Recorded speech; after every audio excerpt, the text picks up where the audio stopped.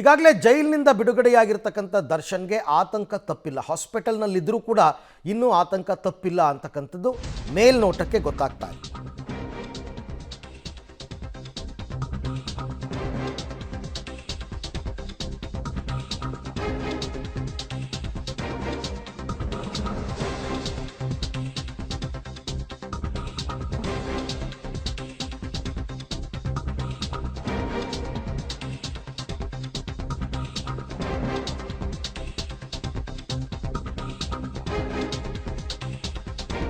ಜೈಲಿಂದ ಬಿಡುಗಡೆ ಆಗಿರೋ ದರ್ಶನ್ಗೆ ತಪ್ಪಿಲ್ಲ ಆತಂಕ ಅಂತಕ್ಕಂಥದ್ದು.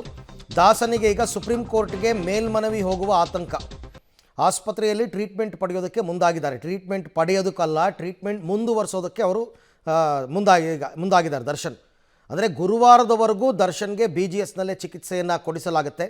ಬೆನ್ನು ನೋವು ಮತ್ತು ಕಾಲು ನೋವಿಗೆ ಟ್ರೀಟ್ಮೆಂಟ್. ಅದೇನಪ್ಪ ನೆನ್ನೆ ಎಲ್ಲ ಕುಂಟ್ಕೊಂಡೇ ಬಂದರು. ಈ 1.5 ತಿಂಗಳಿಂದ ಹಂಗಾರೆ ಏನು ಟ್ರೀಟ್ಮೆಂಟ್ ಕೊಟ್ಟಿರೋದು ಇವರು? ಏನು ಟ್ರೀಟ್ಮೆಂಟ್ ತಗೊಂಡಿದ್ದಾರೆ ಇವರು? ಒಂದು ಅರ್ಥ ಆಗ್ತಿಲ್ಲ.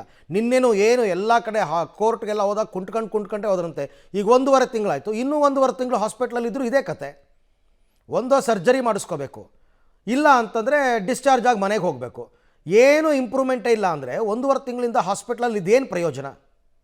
ಅಥವಾ ನಾಟಕ ಆಡ್ತಾ ಇದ್ದಾರಾ? ಸಹಜವಾಗಿ ಈ ಪ್ರಶ್ನೆಗಳು ಮೂಡಲ್ವಾ?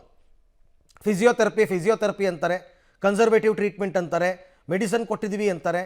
ಏನೂ ಪ್ರಯೋಜನ ಆಗಿಲ್ಲಪ್ಪ. ಹೋಗಲಿ, 1-2 ದಿನನಾ? ಅಲ್ಲ, 42 ದಿನ ಹಾಸ್ಪಿಟ್ಲಲ್ಲಿದ್ದಾರೆ.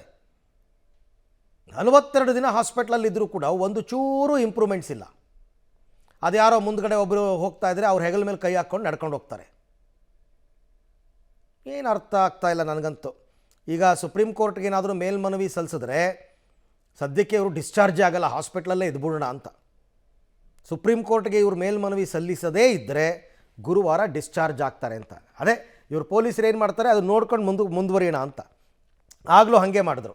ಆಪ್ರೇಷನ್ ಆಯಿತು ಅಂದರು. ಪೊಲೀಸರು ಮುಂದುವರಿಲಿಲ್ಲ. ಇವರು ಸುಮ್ಮನೆ ಆಗ್ಬಿಟ್ರು, ಆಪ್ರೇಷನ್ ಮಾಡಿಸ್ಲೇ ಇಲ್ಲ.